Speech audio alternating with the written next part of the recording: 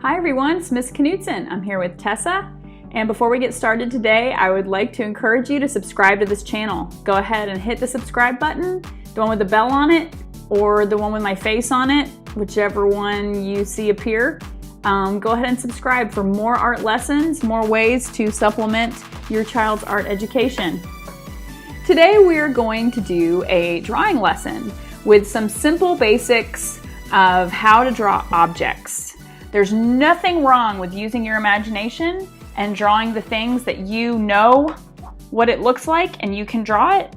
That's great. That's what I'm trying to teach, is to help students know what things look like and so they can draw a lot of things naturally. Today we're going to talk about some of the building blocks in how to draw objects from life. So earlier today I asked Tessa to go outside, right? And I asked her to get 3 objects from outside that she would like to draw. So what is the first thing that you found? A seashell from one of our many collections. Yes. What else did you find, Tessa? Oh my goodness. That is a very cool branch covered with lots of lichen. Smell it. Smells like nature. And what's the last object you found? Oh my goodness. I have no idea how this thing ended up in our yard. But I have 2 daughters who like to collect interesting objects. Found it in the woods. She brought it home. Okay, so we have 3 objects with very different textures, don't we? And very different shapes. These supplies you will need today are going to be fairly simple. You're going to need some real life objects. Maybe you should go in your backyard or even in your bedroom and find some toys or some other objects from your kitchen. You can even do food. You're also going to need some pencils. And I know that if you have seen any of my other drawing videos, you will see what kind of pencils I recommend. Make sure you check that out. You're going to need an eraser. I recommend white erasers. They don't leave gummy nonsense all over your paper. And you're going to need paper. If you have your objects, you've got pencils, you've got an eraser, and paper to draw on, you are pretty much set. So let's get started talking about the first element of art that will help you draw your objects. The first thing we're going to do when we choose to draw an object is we're going to set it up so that it is lit well, either with natural light or with a lamp, and that it's on a surface that will not distract from the object that we're drawing. One thing I love to do is have a piece of mat board or just even a flat neutral color tablecloth, anything, to rest your object on top of. Tessa has her objects resting across the table from her, and she can observe it on a nice flat piece of mat board. We are going to observe these things from life and notice their shape.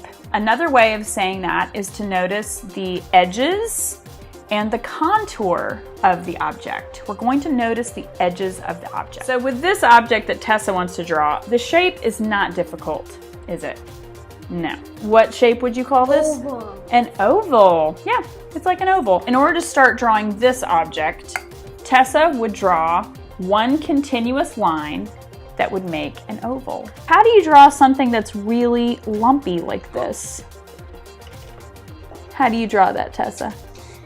You put the lump in. You can, and I'm going to tell you guys other ways that you can make your object look lumpy a little bit later. Drawing the contour of an object is just drawing the outside edges of the object. And with something like the gold orb that we found in our forest walk, Tessa does not need to do a very complicated contour drawing. This is looking and observing the very outside edge of your object. So if we were to look at the shell, you would look at your object and just notice the outside edge of the object and do that all the way around. Notice where it touches the ground and put the line where it touches the ground there and go all the way up and around. And once you have a complete contour or a complete outline of your object, then you can start adding other things to it that make it look more three-dimensional. Once you have your contour drawing done, observe whether your object has any other lines inside of the main shape that you need to represent. So anything that is a simple element of shape, a simple angled or curved line, if you need to represent that, and if it will help you to shade this object and put shadows on it later, then put that line there.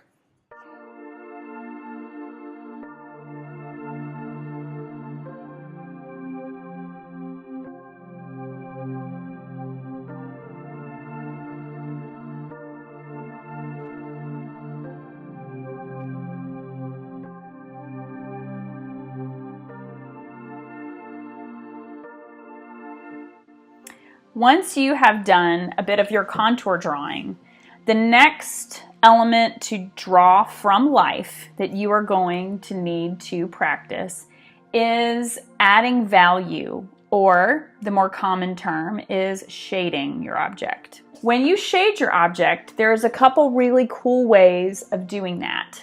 But first of all, let's talk about what the concept of adding value or shading an object is. When an object is affected by the light that hits it, and it is a three-dimensional object, it is going to cast a shadow. You're going to need to learn that not all shadows are jet black. So in order to understand the concept that not all shadows are jet black, and that you need to have a range of shadows on your object or a range of values, we're going to make a very simple value chart. That on every single object that you draw, there's going to be really dark darks and really light lights, okay? And when we create a value chart, this will be a great exercise to help you understand how to shade objects and making sure that entire scale of light to dark is there, okay? Tessa is working on her value chart, making it lighter and lighter as it moves from left to right. I'd like to talk to you guys a little bit about things that I have available. If you are doing this lesson with a class, or if you would like to have worksheets that are going to help your student to master these skills better, I'm going to have worksheets available in my Teachers Pay Teachers store. The link will be below, and this will help your student practice shading on objects even if they don't have any objects. Nice basic objects. Creating a sphere, a cylinder, and a cone, okay? It has a fake light source so they can know where the bright side is and where the dark side is. And these will be available in my Teachers Pay Teachers store after this lesson finishes. All right, Tessa finished her value chart. This is even a great activity to do while you're teaching another aspect of the art lesson. Be like, we're gonna make a value chart. Stay busy while I teach you other things. Now that we've learned a little bit about value, you can see that Tessa used, what did you use, like 3 different pencils? She used 4 different pencils, going from a soft B pencil to a very light H pencil. So these are soft and these are hard. If you have a student who really loves to draw with pencils, I really highly recommend getting them a set of B through H pencils. The next thing I want to share with you guys is about how to add value or shading to an object that has a very distinct texture. I love to teach 3 different textures, and I call them value textures because we're using them not only to shade an object and show that it's 3-dimensional, but it also will show the actual texture of the object. If you want your viewer to know what your object feels like just by looking at your drawing, which is super cool, okay? You're like, that's just made out of pencil, but it looks furry. If you have somebody who loves to draw animals, loves to draw birds, loves to draw nature of any kind, you are going to need to practice value textures. So again, like I mentioned, these are available in my web store. You can download these, and you can get started practicing this right away. All right, I've got this template of a sphere, a cylinder, and a cone. And Tessa is going to practice the value textures that we're going over with these plain objects. The first value texture I would like to share is called crosshatching, okay? Crosshatching is a series of lines going back and forth that make like a hatched basket weave, okay? Or I like to even think of like chicken scratches, like in the dirt.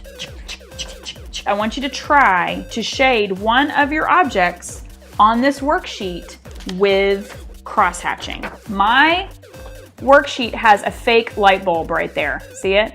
Your object is going to have light hitting it from one side, and then the shadow will be the other side, right? I want you to practice what that object is going to look like when you create the three-dimensional illusion using value textures. Okay.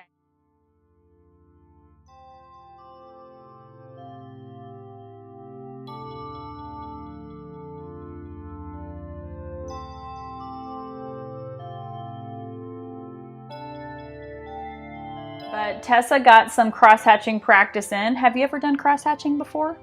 No. Take some practice, just like everything. But as you practice with these worksheets, you will get the feel for it. And don't feel like you have to rush through anything. Teachers, this does take a while for some kids, depending on how much of a perfectionist they are. But remember, this is a great exercise. So if they don't finish, you can move on. The next value texture we're going to try is called scribbling.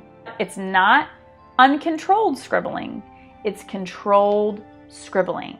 So what we're going to try with the next object on your worksheet, now Tessa did the cylinder first, so you can do the cone or the sphere next. You're going to take your pencil and you will maybe hold it a little bit further up on the barrel, and you can even pretend like you're kind of like a 3D printer making a scribble. Really controlled scribbles. And I want you to think about what sort of object might need this sort of value texture. What do you think? What object might you shade with scribbling? Something. Ooh, what do you lichen. think? Lichen. Ooh, you could use this for your tree branch object. Definitely. As you build up your scribbles, find those dark darks and the light lights, okay? And remember, you're not going all over the place, okay? This is a very controlled, small scribble. So the last value texture is a little bit more time consuming. It's called stippling. And it is when you shade an object with lots of little dots. When I assign stippling, I try to be a little nicer, and I will let my students use a marker for stippling because it has a thicker tip than a pencil, and it tends to cover and make things darker a lot faster. What would you think an object shaded with little tiny dots might feel like? An orange. An orange, that's a really good idea. Stippling is probably the value texture that makes the smoothest texture. So if you have a really smooth object that you want to shade, you could try stippling. Ooh, a seashell might be cool with stippling because it's very often in the sand, isn't it? If you're up for stippling, I recommend you grab a magic marker and practice on the last shape of your worksheet to do stippling. So now that we have gone over the value chart and all the lights and darks that are in an object that you're drawing, and I've shown you different value textures of how you can draw objects that have a texture, now we can go revisit our contour drawing that we made. This is a very versatile assignment for many different ages of student. It's so important to let children as young as even kindergarten try to draw objects that are in front of them. But this is also a challenging assignment for the high school student, especially if they want to build a portfolio of artwork. Drawing with value textures, whether you're using a pencil or a pen or even a marker, this is always a good skill with life drawing. Make sure that you practice this. And if you have a student in your house who loves to draw, this is a great skill and will always benefit any style of artist, whether they like drawing cartoons, whether they like painting pictures, whether they like doing graphic design. Doing life drawing is always important. So make sure that you observe your object and the shadow that it makes and look at all the different shades on that value chart and make sure every one of them is represented on your object, because the light will always hit it and it will always be bright and there will always be a shadow. And observe the object that you're drawing. Make sure that you've represented its texture somewhere. If it's a rough object, you should be able to see that with how you shade the object. So practice those value textures and decide which one is going to work on your object the best. Tessa and I are going to keep drawing our objects, and we'll show you what they look like when we have finished a little bit more of the shading. So guys, make sure to subscribe for more lessons. I love teaching drawing lessons and basics, but I also love doing really fun things. Subscribe to this channel for more amazing art lessons with me and Tessa. Make sure to visit all the links in the description for more resources and more awesome art supplemental materials. It's always fun to visit with you guys, and I will see you next time. Say bye, Tess.